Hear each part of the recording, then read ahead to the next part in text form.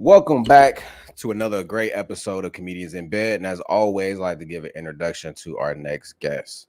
Now, this right here is about to be a story for you, even for him, because he don't even remember it, right? So a couple years, I was a young pup in the game. I did some really, really weird stuff, right? I Googled black comics in Ohio. And like it had a whole list. It had like a whole city of like black comics in Ohio. Cause I was trying to find like a mentor to like help me do this comedy thing. Like I knew I wanted to do it, but I didn't know like how to do it or what to do. So I found two dudes. I found one dude out of Cleveland and I found one dude out of Columbus. The dude that I found out of Cleveland and Columbus, no lie, a coincidence later. Well, I don't really believe in coincidence, but a week later, I went to the Funny Bone and I went to go see Ali Saddiq, one of my faves, right? We leaving. We leaving the dag on show. And I looked at my friend at the time. I was like, yo, there go the two dudes I emailed. Email, right? Like, they go to two dudes I emailed. I was like, I'm about to go say something to him. So I go up to him. I was like, yo, like I emailed y'all ain't emailed me back. Like, hey, how do I become a comic? Like, how do you get into this? And they start telling me the game and everything like that. He just like, hey, just give me your social. And I took his phone. I was like, here, I'll put it in for you. You ain't even gotta worry. It's complicated. It's letters and all this type of stuff. And now 3 years later, we are here today. He don't even remember this story. 3 years later, here we are today with one of the funniest man in Ohio. Please, everybody, welcome to the show. John Bruton, everybody. Thank you. By far the longest intro.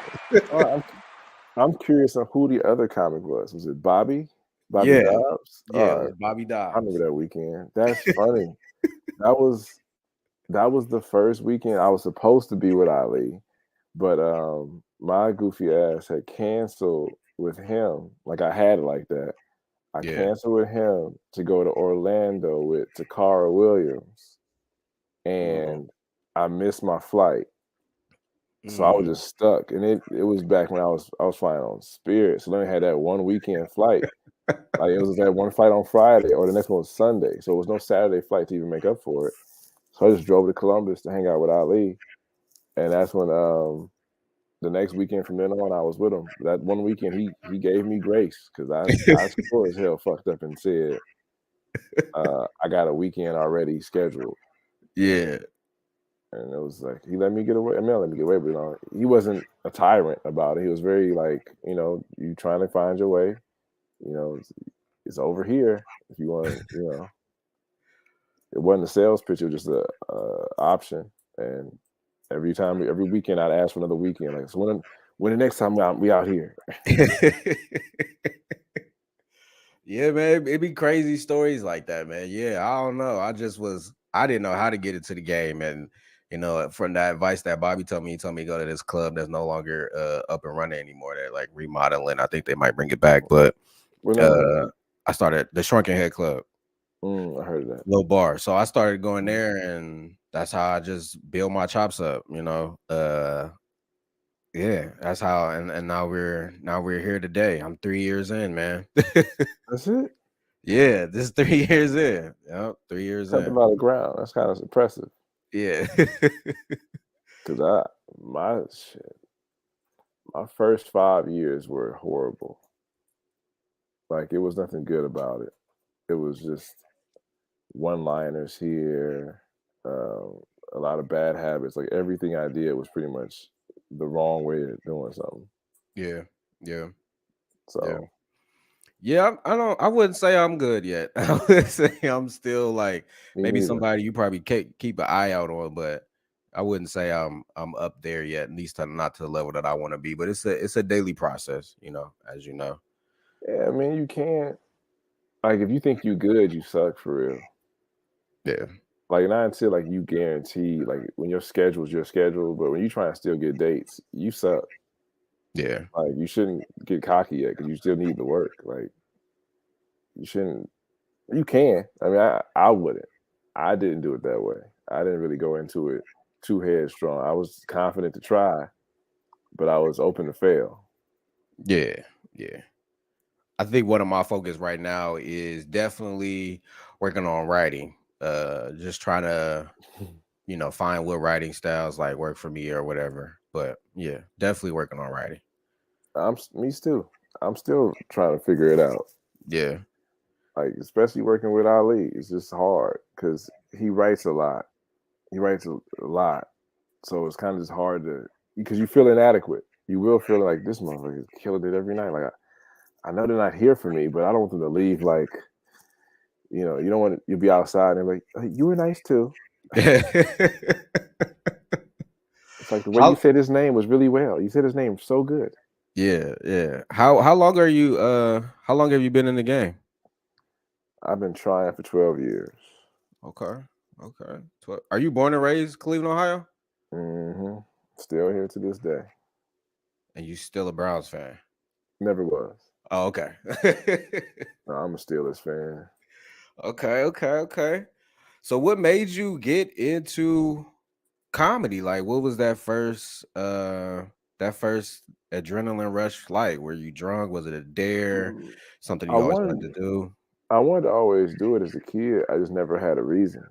Like I never had anything to say. Like I would listen to Bill Cosby tapes. You know, God rest his soul. He's not dead yet, but he should be.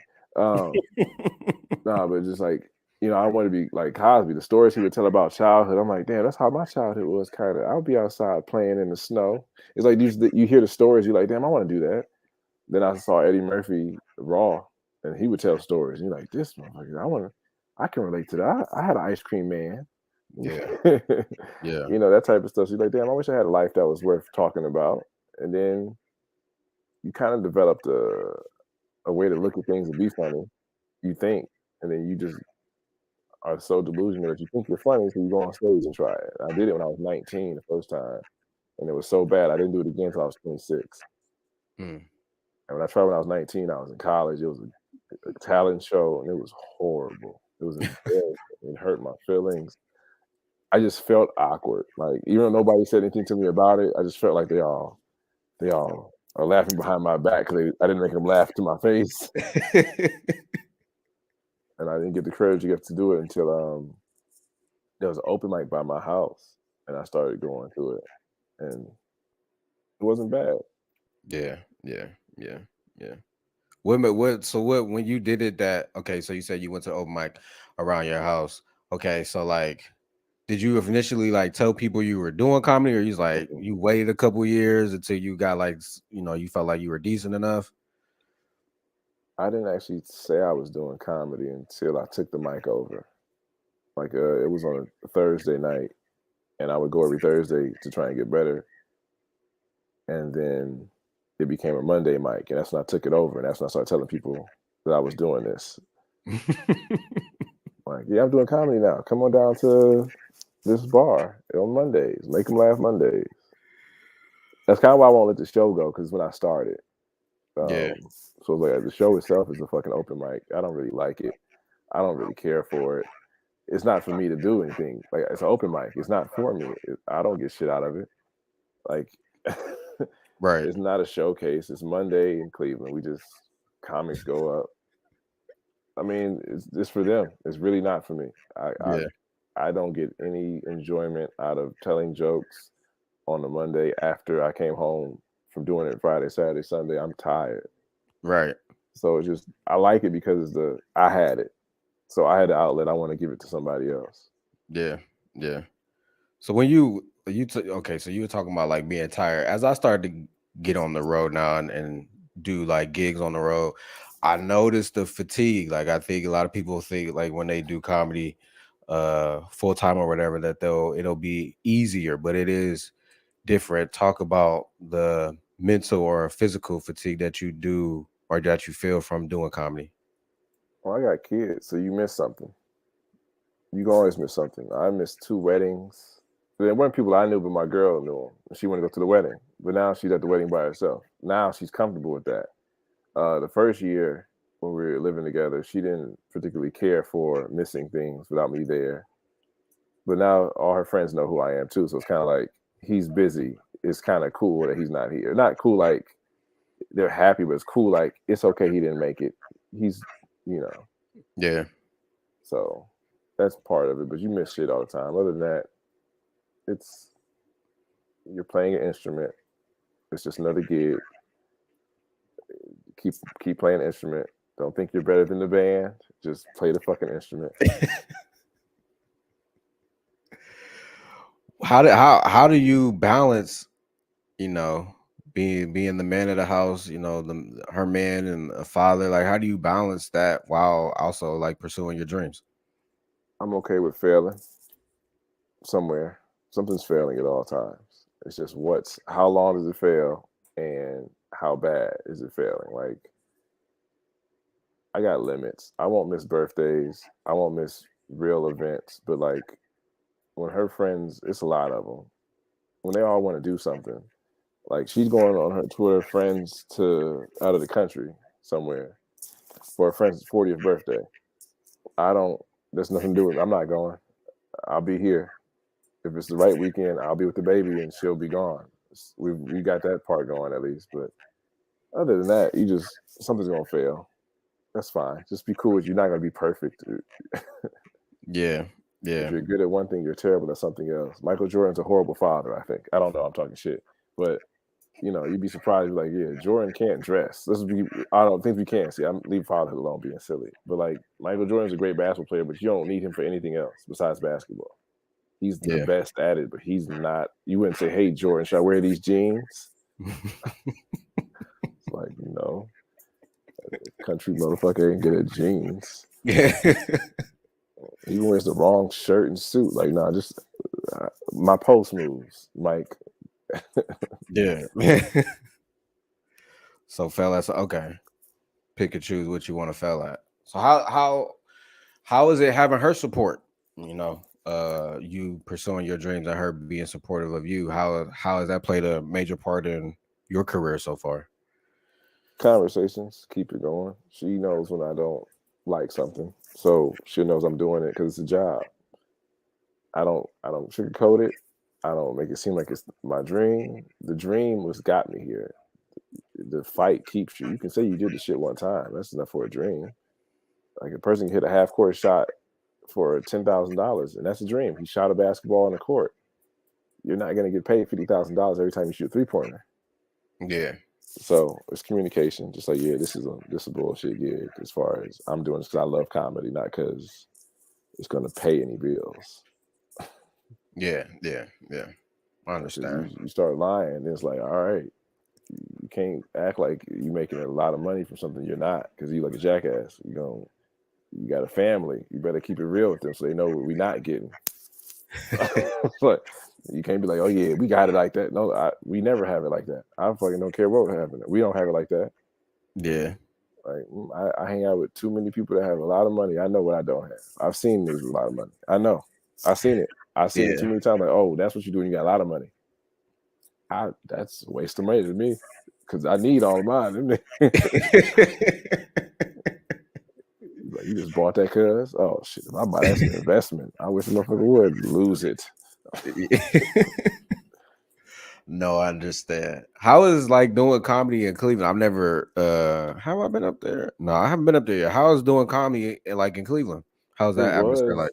It was weird at first because everybody was thinking they were good, and then when COVID happened, everybody had to either stop, or a lot of underground shows were happening, which was very strange to see guys doing shows. Like, it was right before Chappelle made it cool, like, because he had a show where you had a mask, you had 6 feet distance, but these cats was doing shows in apartments, and I'm seeing them. I'm like, I don't want to do comedy that bad. Like, not to the point I want to be in a room with a bunch of niggas during the end of the world. Like, I get it, but y'all not even that funny. Yeah. But then after the world ended, everybody came back out. A lot of those guys who I thought weren't funny actually now can tell a joke. So I think Cleveland's got a chance to get more comics on the road and stuff like that, and can make more headliners and things, but they're not yet. Like, this, it still needs a little bit more to it. It needs a little bit more polish to get to that thing, but it's a lot of guys trying. We got bodies. We got bodies. Most of our people leave. Like we had a new guy on SNL. Marcelo Hernandez was a Cleveland comic for a couple of years until he moved to New York, and now he's doing his thing. A comic from Chicago named Zach O'Ryan. He started in Cleveland, and he was okay. Then he moved to Chicago and reinvented himself. You know, not knocking. I'm saying it's kind of funny to see a guy who was trying to get spots to running a show at the Laugh Factory. You like, look at that. Cleveland ignores you and made you strong. You get somewhere else with opportunity, and now you funny because you can be heard. You ain't got to fight behind 8 cats to get a spot on a good show. Because there's more good shows in other cities. We only have like 1 good show, 2 good shows a week you might get where it's a crowd and the comedy's good. That's not in the comedy club. We have a lot of mics every night, but only 2 good shows a week. Yeah. So you can somebody like make it from not a comedy city? Like, you know, some people think of like just staying there and working it until they get it. Like they always think they got to move away, but that's not necessarily the case.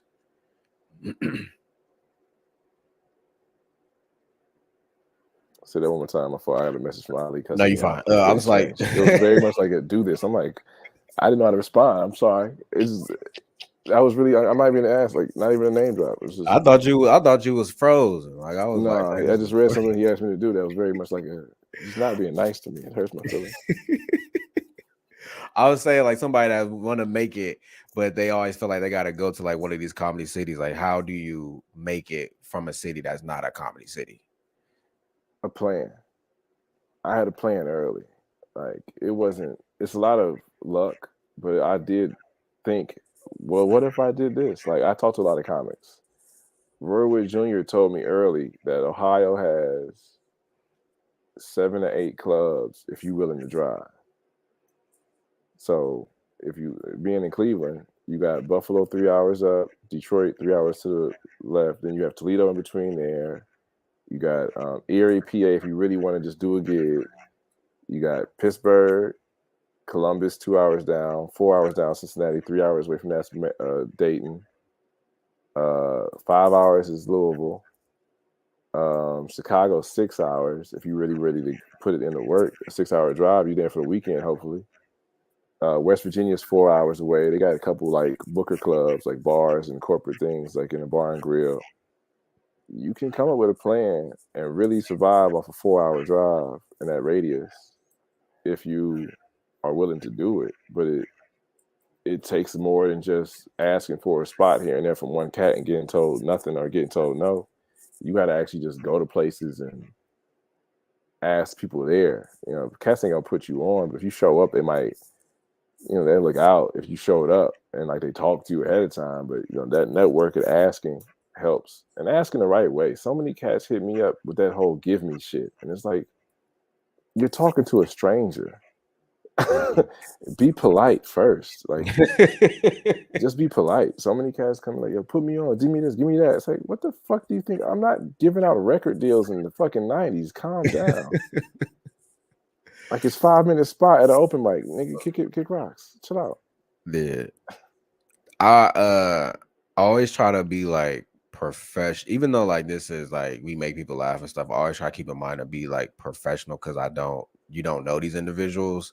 Speak to like the professionalism, because sometimes people just think like, just kind of how you were saying, like they kind of talk to you like that. But one thing I will say, like through our conversation trying to book you for this, like you were very professional, and I like that because I don't always experience that.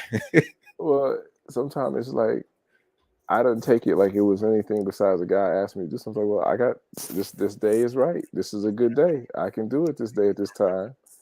This is how you're gonna do it. All right. Because when you sent me the first message, I was already on the messages about to type something to you. So you popped up. I'm like, oh, all right, well, I'll be ready. Because having a podcast, you learn that experience too. Like I used to do a podcast where I was trying to interview comics.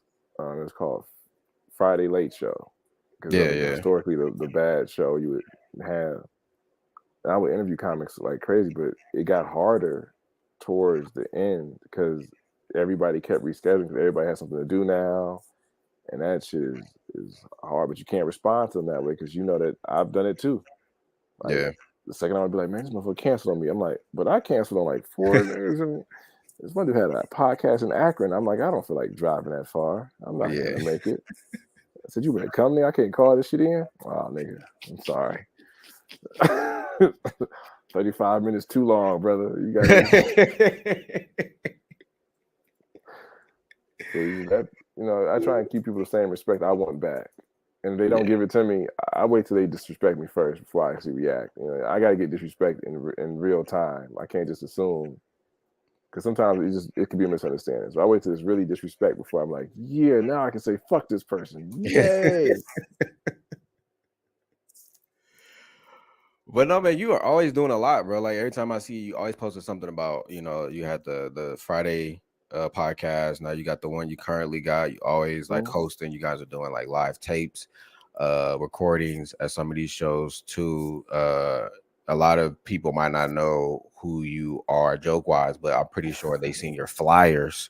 You make flyers for everybody. So like why is it so important to have your hand in one than more blah. Superpower. Have it in one than more pot. So that way, you know, other people can see your comedic gift.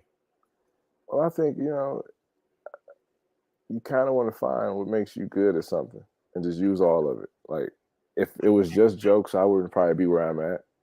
But why the fuck would I just want to do just jokes? Like, I don't know anybody else that did just jokes. Every comic I've ever heard of had 3 jobs. Like every comic in entertainment had 3 different jobs, 3 different things they did. Eddie Murphy was a writer and a performer. Like that's different. And he's a stand-up. Stand-up and an actor are not the same thing. Eddie Murphy, especially the way Eddie Murphy do it, he do it right both ways. He's a fucking actor who can kick you. He's a great actor. He's a great comic, and he wrote shit. So it's like that's not the same guy. I mean, it's not just one job. I have a different skill set. Yeah, I'm better at visual arts than the average comic. So I make sure that it's used, especially in today. It works. You know, JB Smoove was a graphic designer.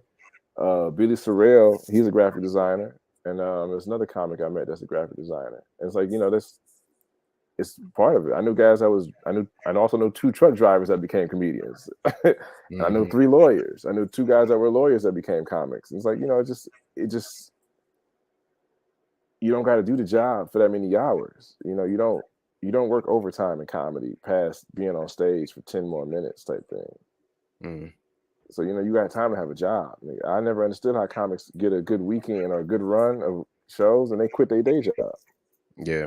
And I'm like, all right, you know, that's how you feel like you got to try and be moving to Hollywood and fucking have at it. But yeah, in Hollywood, you're going to bust tables there, nigga. Like, that's what's about to happen. You're not about to just go here and be famous. You're going to have a shit job because you quit your last job because you're not a good employee, nigga. Like, you're a shit employee, so you're going to have a garbage job. You just quit your job because you had a good weekend. You're stupid.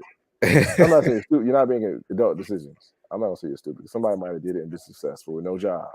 Yeah. But you're going to do some goofy job that doesn't take skill because you can't have a good job that you can leave that fast. Yeah. I mean, that's it. So, when someone's making, because you do make these flyers like pretty nice. When someone's making a flyer, like they're trying to produce a show, what's like, because some of these flyers just horrible. Like what's horrible. What's one of the things that people like? What's some of like the key things people should put in their flyers when they post something about like a comedic event they have? Well, the one thing I actually I taught a class on this about just design in general. You don't want people to see your design and have more questions. They should answer questions. No, it's real. Like advertising design is different. You should never say what is that. Like the best motherfucker at it is Nike and Apple. Apple has never really had to tell you how to say anything. Just somebody says it that way. Well, that's new Apple Pencil. That's new iPad. You know, we don't say Apple tablet. Like they train us. When you see the box, when you see whatever, you know iPhone. You don't say Apple phone, and the Apple's there. It's the iPhone because it's the way they market it. When they show you the design, the box has what it is on the side, and it's just very simple. It's like you can do a simple flyer. Like most of them are simple. You don't want to make people ask questions like where is it at, and it's there, or it's just looks so bad you can't even pick what you want to look at. Yeah. Yeah. No. Like people want to put their name big, and it's like, well, what day is this magical show happening? Because I seen one where niggas forgot the date, or the date's real small next to where it's at, but their name is big. It's like, well, all right, what if I don't want to see you? Yeah. Yeah. Only thing I don't like about flyers is that when you do have all the information, people still don't read it. It's not, and you didn't do it. I'm telling you, you didn't do a good. It's not a good job. So if somebody's still asking you questions, you didn't do it right. You should feel like, what I used to do, and I still do sometimes, is I'll show it to somebody else and just ask them what they think, who's not a designer, who doesn't care about it. Like, don't have to be a friend, your best friend, unless they're really your best friend. They're not gonna tell you the truth. It's gonna look good regardless. You kind of want to make sure it's just what, where, when. That's it. You don't got to put and more. Nobody ever says, oh, I'm gonna go to that show. I wonder what the and more is gonna be. Yeah. Like, it doesn't. It's not necessary. Yeah. Yeah. So how in the world did you get the opportunity to open for Ali Saddiq? The first time I was hosting for him in Dayton, and it was a dropout. It was supposed to be somebody else, and this is like 4 years ago. No, this is 5 years ago when we first met. Because the first time we met, it was like just Dayton. He had just had, he didn't just have, but it was before he did NBC Bring the Funny.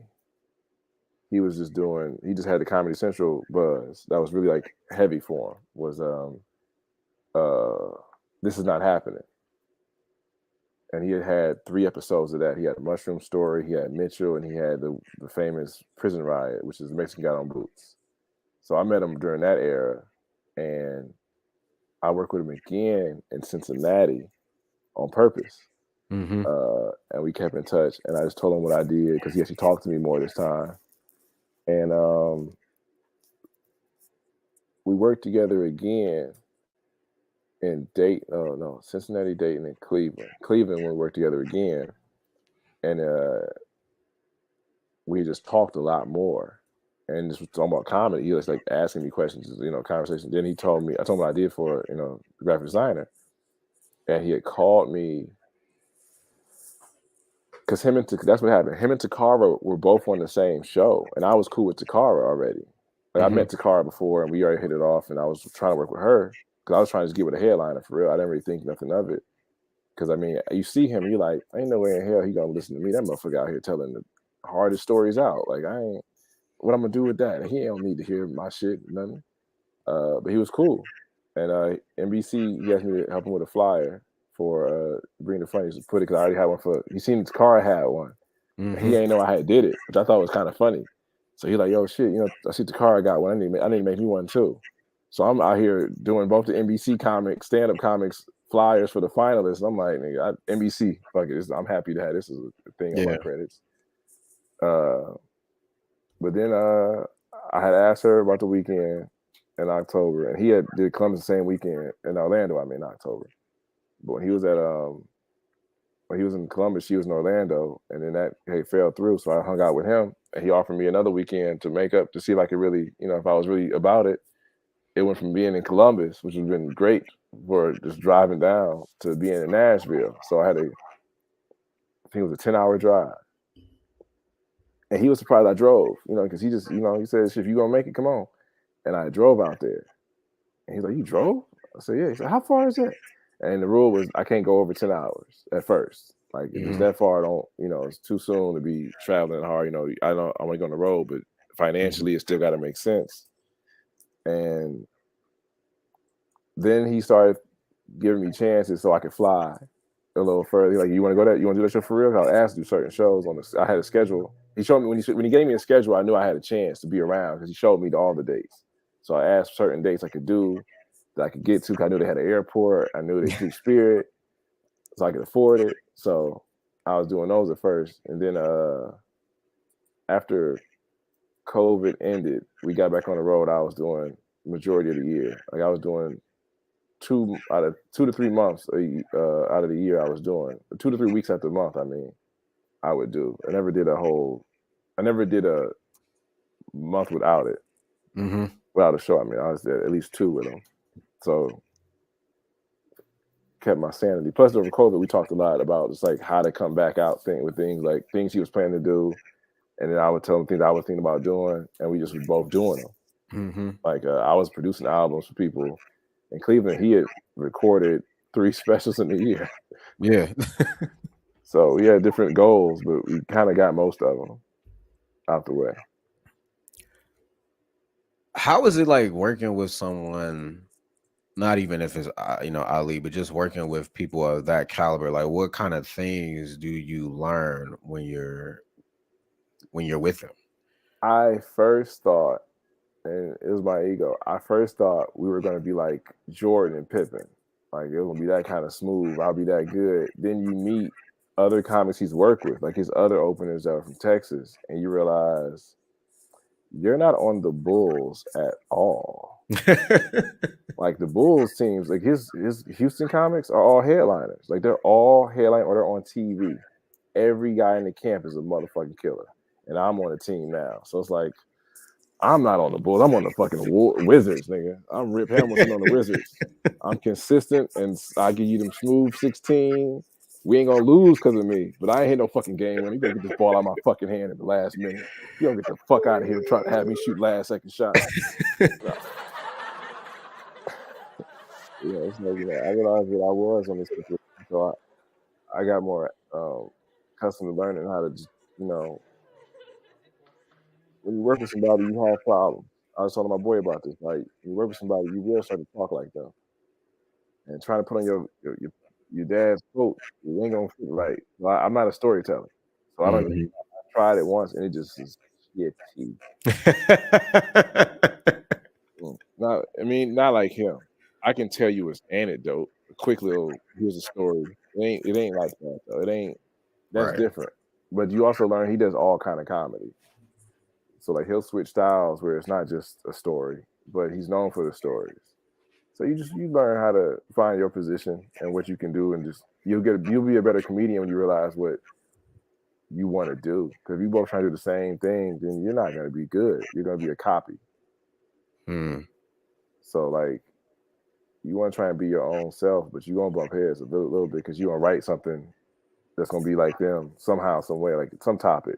With him especially, because he got 9 albums, 5 specials. Mm-hmm. That's 14 hours of talking about life. Mm-hmm. What the fuck I can't duck in. I'm not. Plus, we're not opposites. Like if I was a gay white woman, then I'd be straight. Right. But we live in the same country. I'm 10 years younger than him. I got a couple more internet jokes than him because he don't really talk about being online because that ain't really his life. He be on live. He don't fucking post nothing. Right. So like his Instagram experience is not gonna really be funny to him. It's a tool he got to use to just sell tickets. To me, I grew up in this shit, so it's a little different that way. But it's just making sure you're your own person, not getting lazy and being like them, which happens. You'll see cats start to dress like their headliners a lot. Men, at least. I don't know if women go through that, but I know men will start doing the same thing. Like I'm pretty sure if you work with any of the kings of comedy, you wear a suit now. Mm-hmm. It ain't like it's a slight. It's just that's the environment you're in. So I wore my first suit this past weekend. Yeah. I'm also of age where when I was first starting comedy 12 years ago, wearing a suit would be embarrassing. Now it's kind of cute. It's kind of cute. So, all right, I like this. This feels fine. I got all the right shit on. I got the right shoes. I got the right, I had all the right equipment. And when I was wearing athletic socks like Michael Jackson or some shit, not knocking cats who do. I'm just saying when you wear a suit on stage, it's different. It ain't wearing a suit to a funeral. You wearing a suit where you gotta move around. It gotta fit, but fit is. It's like my 4th suit. So I knew this was the part. I know I could wear this when I got 2 suits I can wear and party in. But that's like the purpose of them. They're that cut. So that's shit you learn. But it's you pick up bad habits because they're their habits, and you don't want to be that person. Mm. So you get caught up in that sometimes. Like the second year, I was doing a lot of shit like him. So and it wasn't good. It was just like he would tell me, "Hey, that's a bad this." It wasn't like stealing jokes; it's stealing essence, I guess. Mm-hmm. You can tell he's my influence now. Mm-hmm. he is my influence, but it's different. It's like I know what he would say, so I have to do a different word here. If I'm telling a story about something, I can't use an analogy that he would use. Even though we talk to each other enough, you got to still be mindful. Like Mhm. when he's not around, I don't want to change my set. Like I can't say this word when he around. Then don't say the fucking word. You know, just you write independently. So my stories are my own. Like we're not the same in that aspect. Like I got 2 kids. That's it. Yeah. And my situation with my 2 kids are different than him. Yeah. Like he can support all his kids financially. I'm making ends meet, but niggas they meeting like this. They just meet, and this next month, then I got to do it again. It's like they met. It's the 28th of the fucking month though. Let me get back to work. So I mean, once you get past that, you're not gonna make that much money. You learn how to live. Like he's different like that.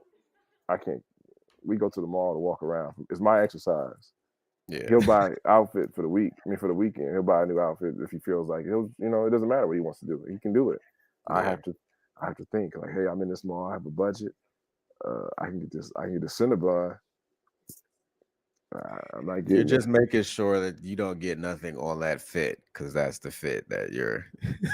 I have show shoes. I have 4 pair of show shoes that have not left and gone anywhere except to the show. I don't wear them to dates. They don't get like so. I got 3 classes. I have show shoes, date clothes, and then every day. Like shoes can go from show shoes to play clothes really quickly, but sometimes go show shoe and get like a little scuff, be a date night, and go right back to every day.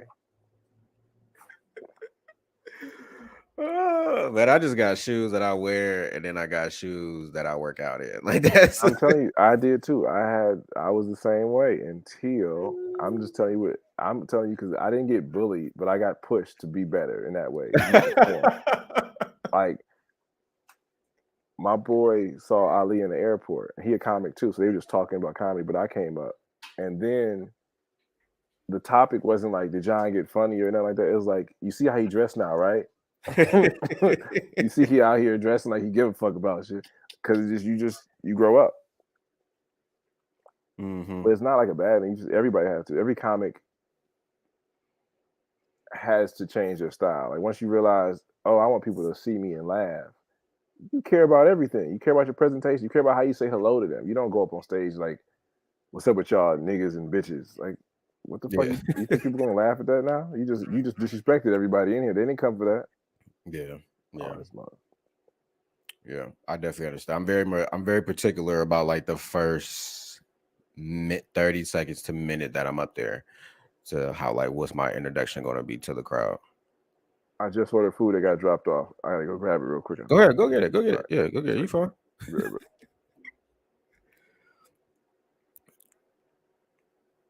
And what I'm going to do, actually, I need to get my lighting together. All right, give me 2 seconds. Yeah, you fine. You fine.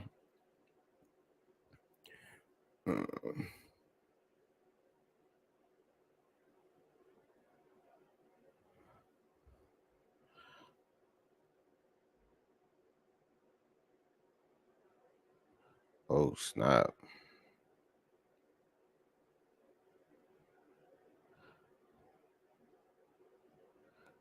You know what I really hate? I hate when these spam accounts like follow you. Like, how in the world are they? A robot is putting together a big booty girl that follows you. That's crazy. And how do these bots know that I like big booties? Serious question. I'm about to write that down. I think that might be a funny joke.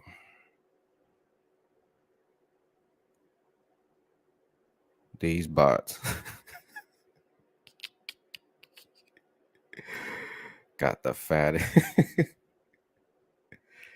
Fat. I mean, these bots really be thick, man. And they know what type. They know what you like too. These bots be thick.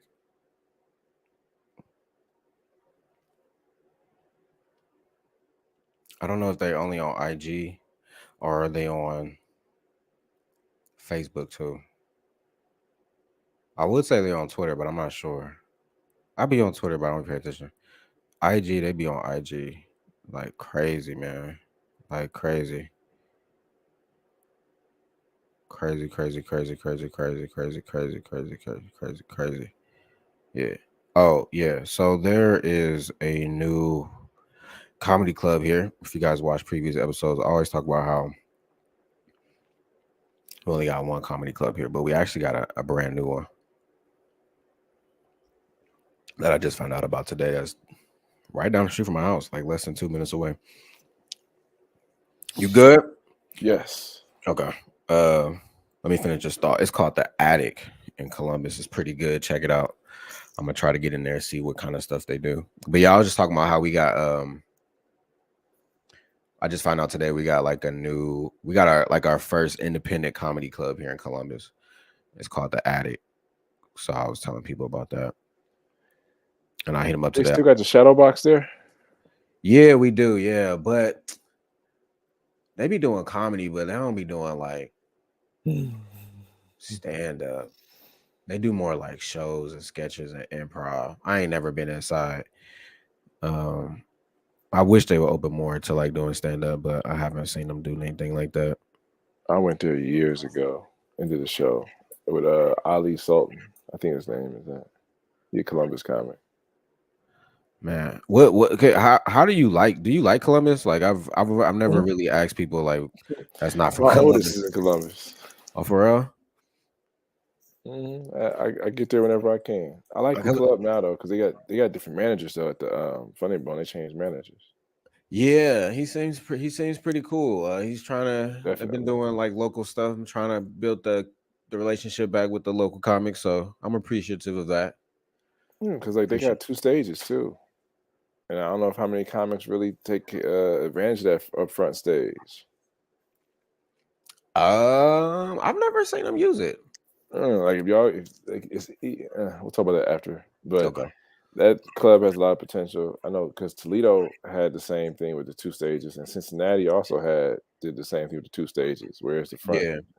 And you only need about 25 people in that area, and that's all you really gonna get for the open mic.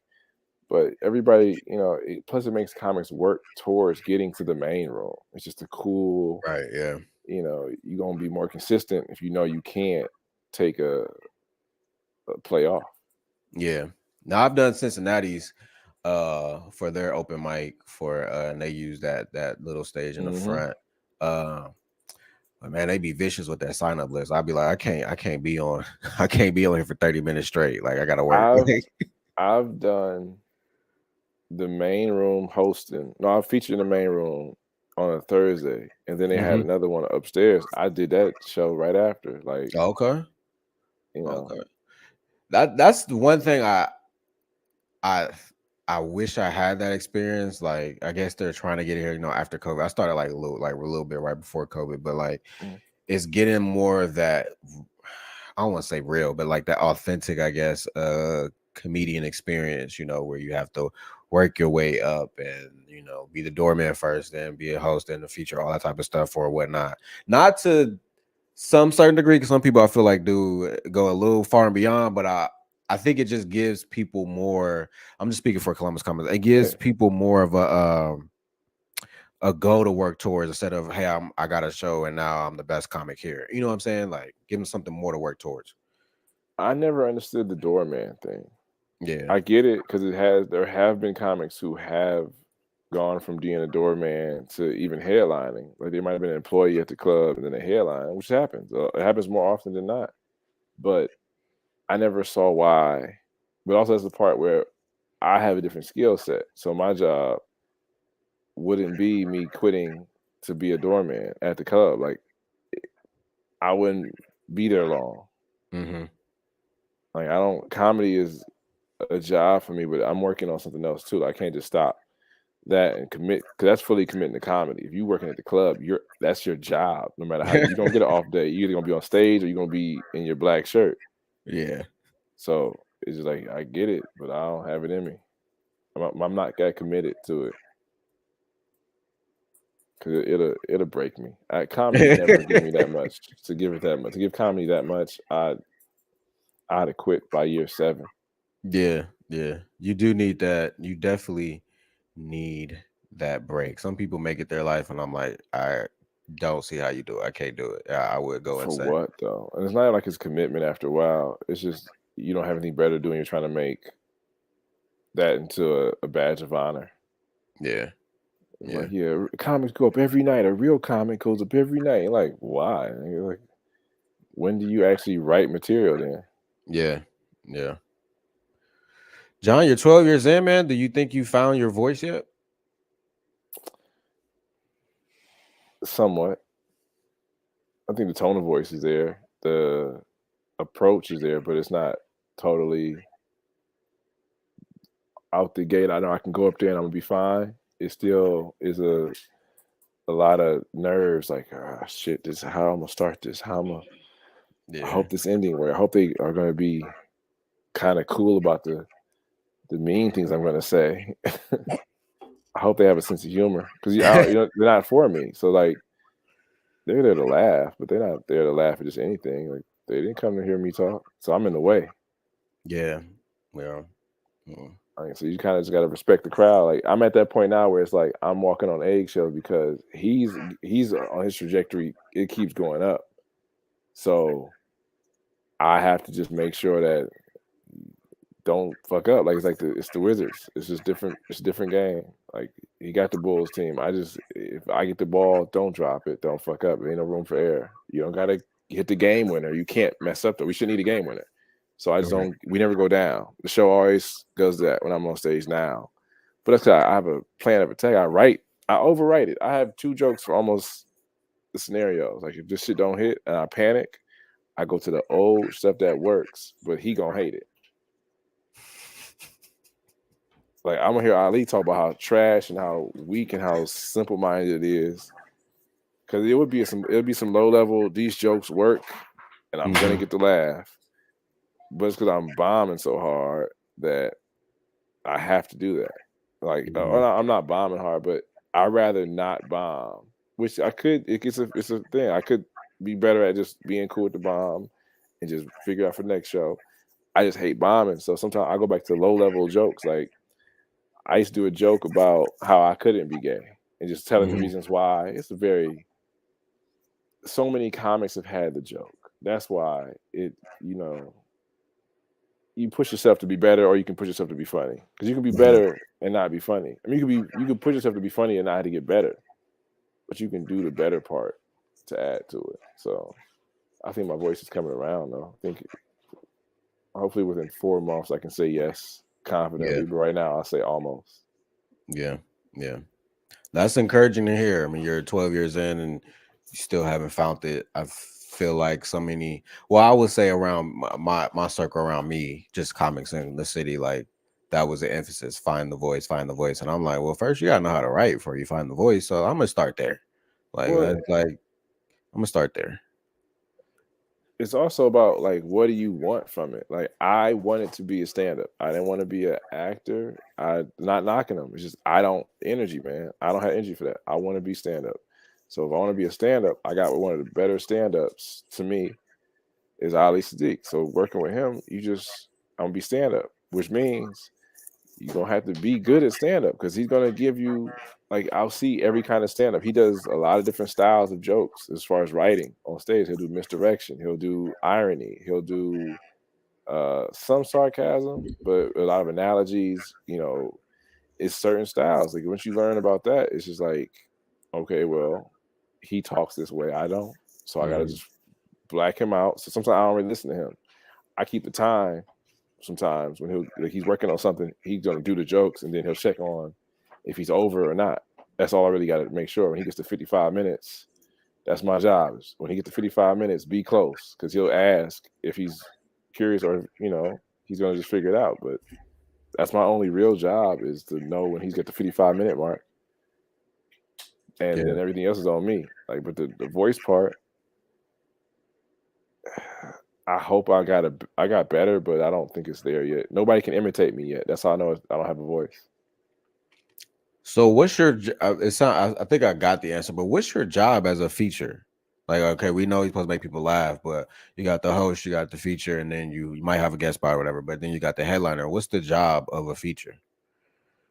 Make sure the show doesn't drop down, because well, the MC is just to bring the people up for real. They can do time, but the MC is just to start the show, and then features the start of your opening act, really, because the feature, I mean, the MC is just the host. Hey, how you guys doing? Because the MC could be an employee at the club. Like the sound man can just bring you up and say what you're gonna do without doing 8 minutes of jokes. He can just say, "Hey, next week we got so and so. Next week we got so and so." But until we get there, we're here tonight.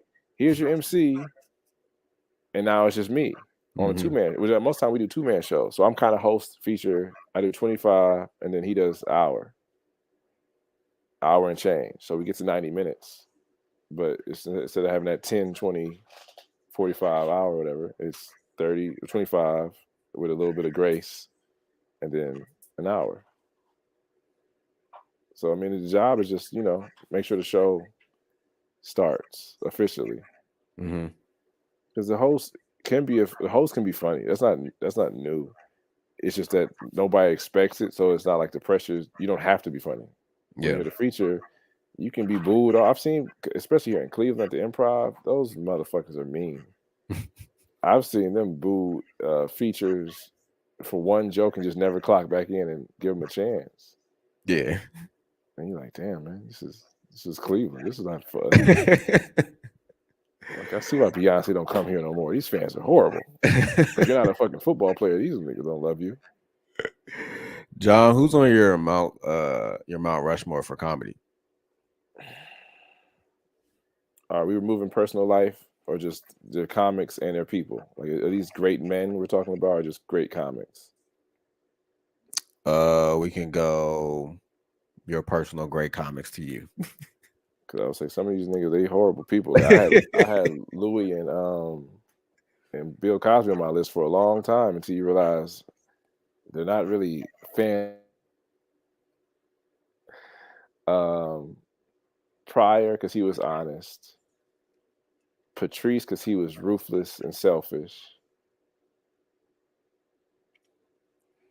Chappelle, because he's a hybrid of what I think comedy is and what he is. Like he doesn't really disappoint me. Like some guys, I'll see him again, and it's like, he's not that good anymore. Like I watch, like Eddie Murphy has 2 specials.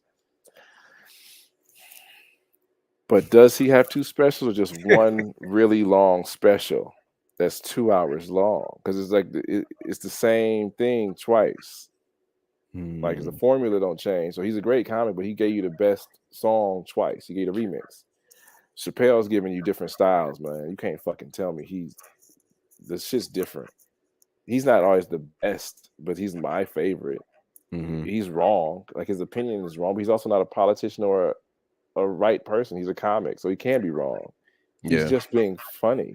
He's not a voice of the fucking people or a black activist.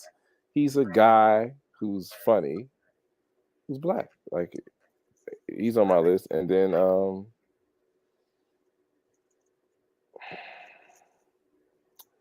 Cosby, because he's a great storyteller. And I can't say Ali until the second album comes out and I see it. I've heard it. If Domino Effect 2 is as dramatic and as like the highs and lows of what the first one was good. Mm-hmm. This one is a little bit more cinematic, which is kind of cool if he does it. It's like a Kendrick album to me though. That's why I like watching him, because it's like listening to old Kendrick. It's like, oh, the story ain't for everybody. Like it's not going to be for everybody, but it's a good story if you listen to it. Like I like it. So he'll make the list over Cosby because he doesn't have any rapes and has just as much material. So I'll take the rape-free material 10 out of 10 times over Cosby. So I'll be glad to take Ali and put him right there with Cosby. Because the second February comes out and the new special comes out in February, you ask me that then, I'll say he's on my Mount Rushmore. And I'm biased, but fuck it, I'm gonna be biased. I ain't gonna lie, I've never heard Bill Cosby. When I go to the record shop, I try to get comedy. I've been trying to get comedy albums, but I haven't been able to find Bill. I doubt they would probably YouTube sell them, but YouTube has himself on there right now, okay. YouTube still and got him on there. and watching him, you're gonna see a lot of your favorite comics on this that himself. It's like he is just he. That's like his. It's a great stand up. He's a garbage dude. He's a great stand up. No wavering that. He's trash as Yeah. a person. Great, but also storytelling for him is a lie. Like nigga, he's very clean cut and Mr. Huxtable, and he's great. You know, but his storytelling, he's that himself is cold, and it ain't just the only one. He got so many, but himself is the one where you like, okay, his act outs, his voices, the stories, the two parts of the story, the cool with silence. Yeah. Like it's a special that if you like comedy, the jokes you might have heard before because somebody else told them. That's how good it is. You've heard different variations of those type of stories. That special still hold up from '88, I think it was 80 of '89 himself. It sucks how it's so good. It's like knowing that R. Kelly made "I Believe I Can Fly." Like nigga, this song is amazing. Yeah. If somebody starts singing it as a group, everybody who knows the song is going to join in. Did you know he made an album called I Admit It? I Admit It? I'm not addressing that. I'm only gonna talk about the greatest things they've ever done. I'm not gonna discuss the horse. I heard it wasn't even him though. I heard it wasn't really an R. Kelly album. I heard it was somebody that sound like R. Kelly. That was genius though. I don't know. I didn't when I saw it came out and it was called I Admit It, I didn't want to hear it. Yeah. Like Yeah. I don't care. I've already suffered through Trapped in the Closet to the fucking 12th time, like the 12th part. It's like, nigga, your storytelling is not that good. Like you could host of the Mad Black podcast. What we talk about on there? black shit for real. Like it's like having a live Twitter conversation without being interrupted. Like our last episode was about black casting and what movies, like how an actor will play a black person who's not a black person, like Zoe Saldana, or even Dwayne Johnson plays ambiguously whatever. And then we talked about how the Cosby Kids, I think the Cosby Kids, the backstory is like Rev Run with Angela and Vanessa, and then his sons, it's a different wife. We just don't know about it. We don't talk about the first wife. It's a light-skinned woman. We don't know where she at, but he with Claire now, and that's all we talk about. We don't talk about he got the kids. He a doctor. He can afford it. He like my uncle. My uncle had the same similar lifestyle where it's like, yep, the kids with him. And they got different mama, but we don't know that. You don't know that until certain holidays. You find out they mama come around. Oh man! But that was like but the whole thing was like who had horrible casting, who had good casting. Like Moesha has an underground great casting, all the way through and through, from the best friend to the best friend's mama to the goddamn stepmama to the dad to the son that he had that was fucking dope. To address that on the sitcom, we talk about how that was a very underground, low key great sitcom we don't really give credit to. How what was another one? Rock had a good casting. Him and his dad and his brother looked just alike, so you can see how the son how the Rock could look like, not the Rock, but Rock could look like him, and it makes sense because his brother and his dad look so much alike that nobody has twins, it's fine. But that was the whole episode. It was about like little things that black people only really would get, and it's fine with that.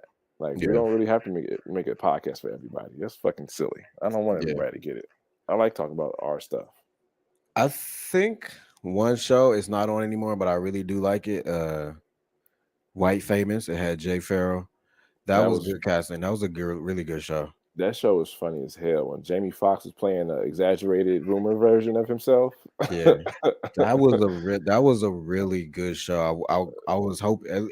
I feel like it could have fit on like Hulu, but nobody picked it up afterwards. But it was a really good show. and this is nothing against him as a person, but I just don't. Jay Farrow was just a whack guy Mm, to me. Like he just had. It wasn't a star. He was like it was like he was almost trying to be somebody that was good at this. Like it mm, wasn't a Chris Tucker like it wasn't. It was just a bunch of little pieces that weren't the great pieces of people. It just because you yeah, don't really believe he would be that comic. Like he didn't have that moment where you're like, oh, this motherfucker's that funny. I see what you're saying. Yeah, Like I would yeah, rather see Tone Bell playing that role because Tone Bell actually is like universally accepted, and he's fucking funny. Not saying Jay Farrell's funny, but Jay Farrell's voice is funny. yeah, Tone yeah, Bell's telling you jokes funny. He's a stand up. He's doing his dad's voice. He's not doing a voice though, yeah, and yeah, he's an actor. So I think Tone Bell would have been great at that one. You would have believed yeah, Tone Bell with girls yeah, versus yeah. Jay Farrell knocking him down. I love. I'm not gonna lie. I love Tone Bell, man. He's so underrated, and I didn't even like hear about him from doing comedy. I heard about him from his acting. That's how I got put on, and I was like, oh shoot, you do Mm. comedy too? Like he is really, really great. He's a phenomenal storyteller. I love Tone Bell. I have friends that knew him in LA that didn't like him because he was always getting stuff. Mm, And then I met him in Chicago, and we had one of my mutual friends was with me. One of our mutual friends was with me, so I met him then. And then he came to did the Accidental Comedy Festival we were producing, and he was there. So he wore a hat and everything. It's a picture of me and him where he wearing a little C hat, and the comments on that picture made me laugh so hard because it was all girls. hmm Uh, being super like, oh my god, he is so cute. And I'm like, oh, thank you. Then one girl's like, not you, nigga, the nigga next to you. I'm like, god damn, I don't like this explore page action. Get me the fuck out of here. I don't want to be on here anymore. You random people are just mean. Hey, I think he would be like legit a good cast on a good casting addition to Abbott Elementary. I watched that yesterday. That show was good. Yeah, Um, I don't know because you kind of already got the. He would have because he used to if be a teacher in real life, no so I feel like he could just make that easy transition. if they had new teachers, I would see bringing him in, but just bringing him in would be weird because he wouldn't really have anybody to fit with. Because you wouldn't put him with the principal. Maybe they don't got a gym teacher though. Yeah, but you want to add another teacher to like have it be some banter because like everybody has their duos now. Okay, yeah, Like in a comedy, this is something about comedy wise. If you brought one in, you either have to write somebody off or bring yeah, in another sub character too. yeah, Because you already got Gregory and um Quinta's character and Gregory having their dynamic. Ava jumps in there, Blue Moon, then Ava and Quinta's character, then Shirley Ralph's character with the other teacher, and then the janitor just floating around giving you comic relief with all this yeah, funny. If you throw yeah. somebody else in there, you kind of want to add a whole new storyline dynamic. So I would say I would just like, yo, they add a gym teacher, but also add a science Secretary. teacher Oh, okay, or yeah, a vice principal. They don't have a vice principal yet. okay, yeah, yeah. Yeah, but make it a Okay, woman vice principal because you don't want to have Ava have a man under her working because then she'll do all the same jokes over and over and over, and after a yeah. while, it won't be funny. Versus what she do now, where she's all her last episode where she had her hair done the whole time, was dressing off. I'm like, this is hilarious. Like, she's like, I John, got a man. second job. Anybody listening to this right now, man, what's a like some piece of motivation that you would give to any comic that's listening to this right now? Don't think they know who you are yet, so don't. Embarrassment is a personal thing. Not a failure happens. It's you're not a failure till you accept it. You can fail, but you're a failure when you accept it. You're like, I'm a failure. Then yeah, you are. Ain't nobody gonna fucking tell you you're not. So I mean, like as a comic, just don't take yourself too serious, but take the game serious. Like write, try and write at least whenever you can. You know, don't try and set a deadline. You might go crazy not doing it, but you want to still treat it like a job. Yeah, yeah. Like, would you hire you as a comedian? That's the comedy. You should ask yourself that every time you about to do something. be like, am I worthy of getting paid for this? Did I put the work in to really do this, or am my ego just saying I should get it because I deserve it because I feel like I should? And it's like, all right, you're gonna bomb now, but at least you got your little $100. Congratulations, you won't be back here again.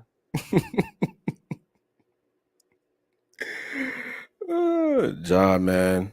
Hold on, I done slipped up. Okay, here we go. Tell people why they should listen to Comedians in Bed. Because it's one of the better podcasts where comics can actually talk about comedy versus trying to run jokes and things of that nature. When you're talking to another comic versus a guy who just likes comedy, you do different things. Like when you watch a talk show, and the talk show host just sets them up for the joke. You know, this is kind of like a little different because you actually know. That's why comedy in cars is so good. Not to bring up another one, they're not the same, but it's like it's easier to have a rapport with somebody. Yeah. John, tell people where they can find you at, man. Madbruton.com. MADBRUTON.com has everything that you could look for. I got podcasts on there, stand-up specials I produced and the one I made that I'm performing in, my schedule, my social media. It's pretty much the hub, all on one page. Appreciate you so much. And if you guys want to tune into next week's episode, be sure to subscribe to my YouTube channel at TYE Comedy. Also, if you don't like watching it, but you want to hear it, you can also subscribe to wherever you listen to podcasts to get the latest episode, man. This is another great episode of Comedians in Bed with my guy, John Bruton, everybody. See you guys next week.